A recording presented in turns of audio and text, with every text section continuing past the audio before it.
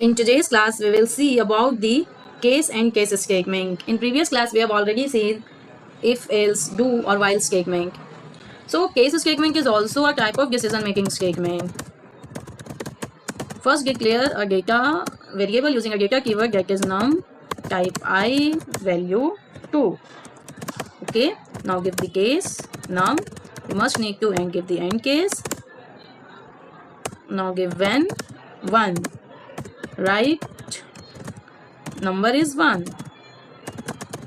Number is 1. Now when 2. Why I am writing when 1 when 2? Because num contain which type of data? Num variable contain integer type of it. Integer type. That's why we are, if we declare num as a character, then we need to give character here. When, then it print number is 2. Okay, when 3. So write number is 3.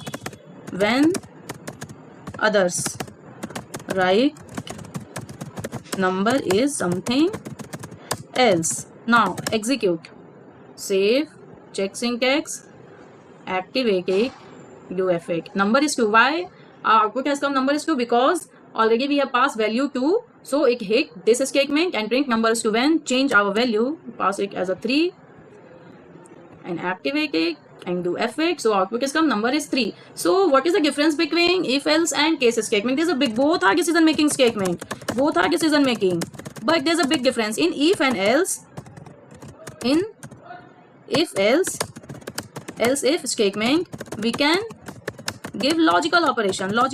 We can give multiple conditions, greater than equals to, or less than equals to. But in case of case statement, case and case, it will only check, case statement will only check equal to condition, only one condition at a time. But in case of if, else, it check multiple condition at a time. So this is the difference between the if, else and case statement. Both are decision making, but it depends upon our requirement what we have to use. That's all about today. We will see next in the previous class. Thank you.